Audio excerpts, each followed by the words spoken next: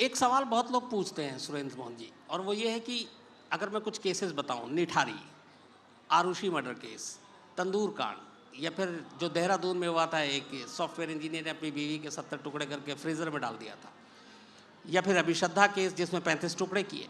इस तरह के क्राइम, एक तो होता सिंपल मर्डर, एक होता मर्डर करने के बाद उससे बचने के लिए या लाश को डिस्पोज करने के लिए, छुपाने के लिए इस तरह की कि आप 2-2 दिन तक बैठकर लाश के टुकड़े कर रहे हैं। ये सोच आती कैसे है और कहाँ से आती है? पहले तो मैं इस बात को से थोड़ा सा मेरे को इत्तेफाक नहीं है कि इतना बड़ा क्राइम, इतना हाइनेस क्राइम जो है बंदा कोई प्लान करके करता हो।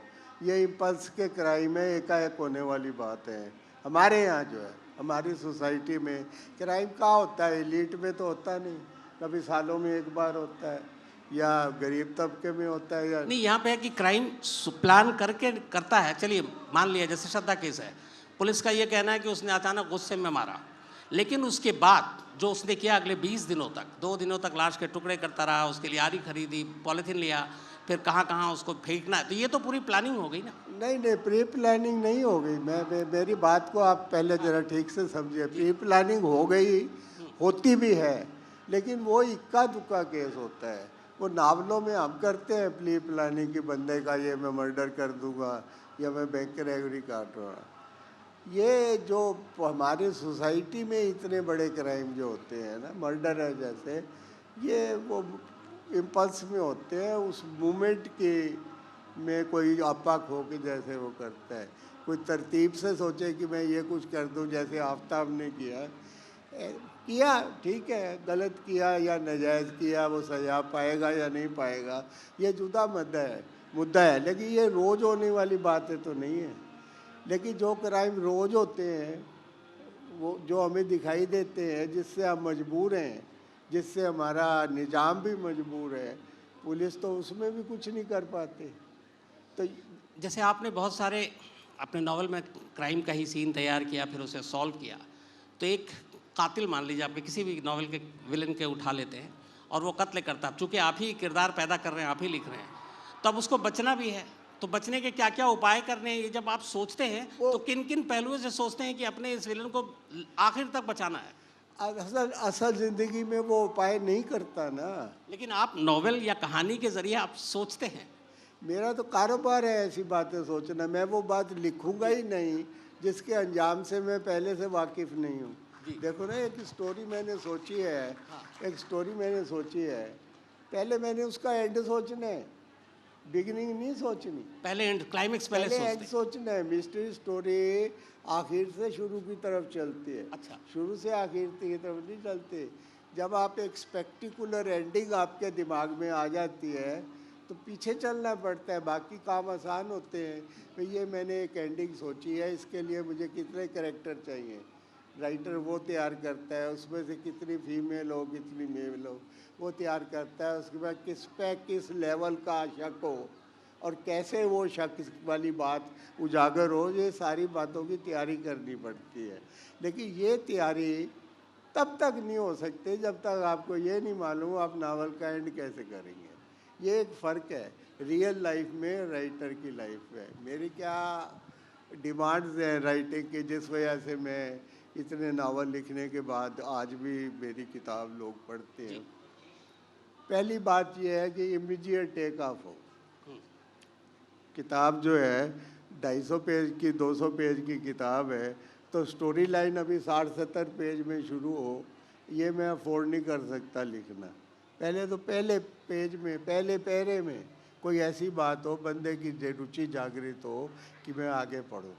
दूसरी है विविड कैरेक्टर्स, कि कैरेक्टर्स में ऐसी विविधता हो, ऐसी खूबियाँ हो जो पढ़ने वाले को इम्प्रेस करे। तीसरी इंटरेस्टिंग टेक ऑफ कि आगे क्या होगा वाली बात है जी। उसके बाद स्पेक्टेकुलर एंडिंग तो मैंने की है। और सबसे बड़ी जो मेरे लिए चैलेंज है कि डायलॉग ज़्यादा हो, डिस्क्रिप्शन कम हो। तो ये मेरी लिमिटेशंस हैं। ये पुलिस का इनसे क्या वास्ता है? उन्होंने तो अपना टू दी पॉइंट एक काम करना है, जैसे उन्होंने किया, मौका वारदात पर लेके चले गए, क्या करें। ये बातें मार्जिनल है, इन बातों से केस नहीं हल होते। कोई टेल साइन हो जिसके लिए तलाश की ज़रूरत ही नहीं है, जो छुपे ही नहीं, मिलते हैं लोगों को। मैक्सिमम क्राइम जो है, देखो लोअर क्लास के इतने बड़े जो क्राइम है विद इन 24 आवर्स हल हो जाते हैं। उसका कारण क्या है? वो करने वाला ही पछताने लगता है, मैंने ये क्या कर दिया, छुपता नहीं वो। उसको 2 बार घुड़को तो वो मान जाता है। फिर मुखबिर निकल आते हैं गली मोहल्ले वाले, नहीं जी नहीं इसने किया, बीवी को पीटता था, ये करता था, वो करता है। तो हमारे जो इस टाइप के क्राइम होते हैं 80-85% जो है हाथ के हाथ ही सॉल्व हो जाते हैं। आपने जैसे कहा जो प्रोफेशनल क्रिमिनल हैं वो इतनी जल्दी टूटते नहीं है। दो चीज जो आपने भी याद दिलाई, मौका है वारदात, सीन ऑफ प्रोफेशनल क्राइम वाली क्लास नहीं, अभी मेरा यहाँ पे सवाल ये है कि सीन ऑफ क्राइम कहते हैं कि हर क्रिमिनल या कातिल जिस जगह पे वो क्राइम करता है एक बार उस सीन पर जरूर जाता है।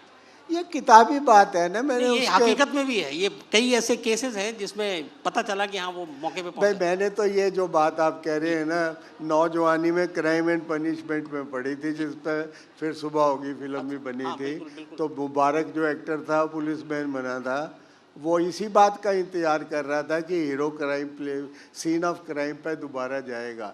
लेकिन ऐसी कोई वो कायदे में ये बात कोई स्थापित नहीं है कि ऐसा होता है। काहे को जाएगा वो, क्यों जाए? उसके अंदर एक डर होता है। ये फिक्शनल टच वाली बातें हैं, बनाई हुई बातें हैं, जिसको हम टो करते हैं ये जानने के लिए कि हम भी बड़े जागरूक हैं, चतुर सुजान हैं, 4 बातें हमें भी मालूम है। इनका रियल लाइफ में कोई इतना बड़ा रोल नहीं है। आप ये कहें कि ये कोई रूल है कि एक बार जो क्राइम है परपेचुएटर दोबारा वहाँ जरूर जाएगा, नथिंग डूइंग। आप दिखाओ कोई ऐसा क्राइम इंडिया का मेरे को, कोई धक्का दे के ज़बरदस्ती पुलिस वाला उसको कान से पकड़ के लेके जाए, that is a different reason. Aftab के साथ यही है ना, वो खुद क्यों जाएगा? इज ही ए फूल? क्यों जाएगा वो खुद, आप बताओ। लेकिन ये कहा आप गया मुझे कि कोई जी, एक वजह बता दो। उसने 1 मिनट के लिए विचार करो कि उसने फ्रिज से जो कुछ किया था वो चला तो नहीं, क्योंकि वो डिकम्पोज होने लगी बॉडी, कहीं फेंक के आया है ना। उसके तो प्राण कांपने चाहिए उस जगह, ये करीब भी फटकने में, वो वहाँ क्यों जाएगा भाई?